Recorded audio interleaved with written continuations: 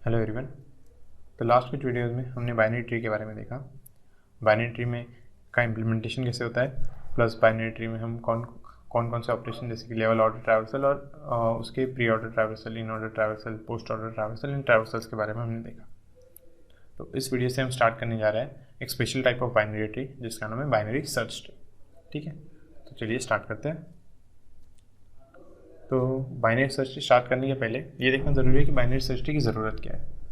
ठीक है, तो हमारी बाइनरी ट्री की हम किसी एरे में अगर कोई इन्फॉर्मेशन स्टोर कर रहे हैं तो उस एरे में जो डेटा स्टोर हो रहा है हम उसके बीच में कोई रिलेशन नहीं बता सकते।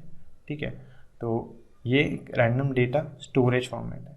बट ट्री जो है, ट्री में हम ये दिखा सकते हैं कि ये जो एक चाइल्ड है वो उस पेरेंट से एक लेवल्स यहाँ पे हम स्पेसिफाई कर पा रहे हैं। यहाँ पे ये पेरेंट है, ये चाइल्ड है। ठीक है, तो इनके बीच का एक ये रिलेशन हम बता सकते हैं ट्री के नोड्स के उस अरेंजमेंट से। वो ऐसी कोई अरेंजमेंट हमारे एरे में नहीं थी, इसलिए ट्री का इंपॉर्टेंस था हायरार्किकल डेटा स्टोर करने के लिए, या फिर जो डेटा किसी पर्टिकुलर ऑर्डर में हमको विजिट करना है उनके लिए हम बाइनरी ट्री का यूज़ करते थे। तो बाइनरी सर्च ट्री का क्या इंपॉर्टेंस है, तो इसके लिए मैंने एक टेबल बनाया है जिसमें मैंने कुछ ऑपरेशंस और उनके टाइम कॉम्प्लेक्सिटी यहाँ पे लिखी है। तो अगर एक हमारा अनसॉर्टेड एरे है, अनसॉर्टेड एरे में कोई सी एलिमेंट को सर्च करना है तो हमको सभी इंडेक्सेस पे जाना पड़ेगा और चेक करना पड़ेगा कि क्या ये इंडेक्स पे वो हमको जो एलिमेंट सर्च करना है वो एलिमेंट है या नहीं। ठीक है, तो हर एक इंडेक्स को हमको विजिट करना पड़ेगा, इसलिए उसकी टाइम कॉम्प्लेक्सिटी हो जाएगी ऑफ n। अगर इंसर्ट करना है तो हम लास्ट इंडेक्स जो अनफिल्ड इंडेक्स है वहाँ पे हम सीधा एलिमेंट को इंसर्ट कर सकते हैं, तो उसकी कॉम्प्लेक्सिटी होगी ऑफ 1। और किसी एलिमेंट को डिलीट करना है, सपोज हमको ये एलिमेंट डिलीट करना पड़ा तो हमको बाकी सभी एलिमेंट्स को यहाँ पे शिफ्ट करना पड़ेगा।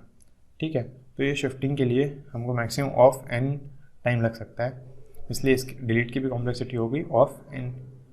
सिमिलरली अगर हम सर्च करना चाहते हैं तो सर्च की लिंक लिस्ट में कॉम्प्लेक्सिटी हो जाएगी ऑफ n, इंसर्ट की हो जाएगी ऑफ 1 अगर हम बिगिनिंग में इंसर्ट कर रहे हैं तो, और डिलीट की कॉम्प्लेक्सिटी हो जाएगी ऑफ n। ओके, अगर एक एरे सॉर्टेड है तो हम बाइनरी सर्च का यूज़ करके सर्च की कॉम्प्लेक्सिटी ऑफ log n पे ला सकते हैं। ठीक है, बट उस टाइम पे इंसर्शन की टाइम कॉम्प्लेक्सिटी हो जाएगी हमारी ऑफ n, क्योंकि हम कोई भी रैंडम अनफिल्ड इंडेक्स पे हमारा एलिमेंट इंसर्ट नहीं कर सकते। हमको ये चेक करना पड़ेगा कि हमारा एलिमेंट कहाँ पे इंसर्ट होना है, और उस हिसाब से फिर हमको सभी उस एलिमेंट के लिए वहाँ पे जगह करनी पड़ेगी एरे में, सभी एलिमेंट्स को आगे शिफ्ट करके, और फिर हमको वो एलिमेंट वहाँ पे इंसर्ट करना पड़ेगा।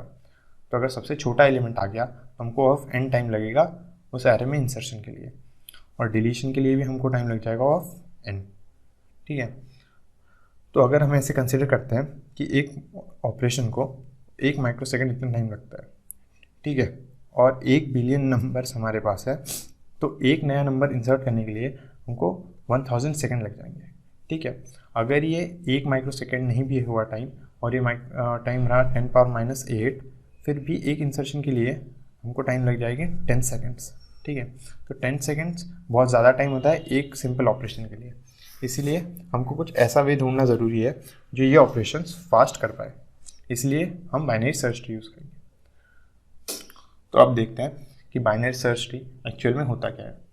तो a binary tree following A special property that all the child, ठीक है, यहाँ पे इस वर्ड पे बहुत ज़्यादा फोकस करना, all the child to the left are having lesser or equal value and all the child on the right are having greater value than the value of the current node.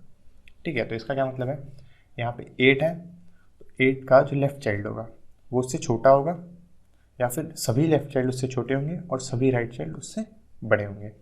यहाँ पे 8 से 3 छोटा है, 10 बड़ा है, 3 से 1 छोटा है और 6 बड़ा है, 6 से 4 छोटा है और 10 6 से बड़ा है। ठीक है, तो क्या ये बाइनरी सर्च ट्री हो जाएगा? यहाँ पे ये भी प्रॉपर्टी फॉलो हो रही है, तो क्या हम इस ट्री को बाइनरी सर्च ट्री बोल पाएंगे? एक्चुअली इस ट्री को हम बाइनरी सर्च ट्री नहीं बोल सकते, क्योंकि यहाँ पे भले ही 8 हो और यहाँ पे ये प्रॉपर्टी फॉलो हो रही है, बट इस एलिमेंट का एक लेफ़्ट चाइल्ड है जो कि ये 10 है, ये 10 ये प्रॉपर्टी फॉलो नहीं करता, क्योंकि हमारे डेफिनेशन में है ऑल द चाइल्ड। ठीक है, तो ये चाइल्ड भी हमारा 8 से छोटा ही होना चाहिए और 6 से बड़ा होना चाहिए, 3 से बड़ा होना चाहिए। तो ये एलिमेंट हो सकता है 7, अगर ये एलिमेंट 7 हो तो हमारा ये बाइनरी सर्च ट्री हो जाएगा।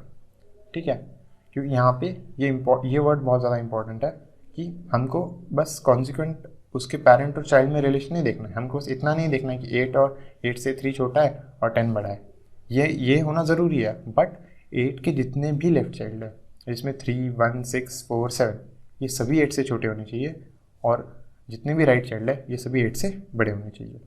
ठीक है, तो यहाँ पे अगर 10 होता तो ये बाइनरी सर्च ट्री नहीं होता, यहाँ पे 7 होना तब ये बाइनरी सर्च ट्री होगा। ओके, तो इस करेक्शन के बाद यहाँ पे अगर हम करेक्शन कर दे, यहाँ पे अगर हम कर दे 7, तो ये हो जाएगा हमारा एक बाइनरी सर्च ट्री। ठीक है,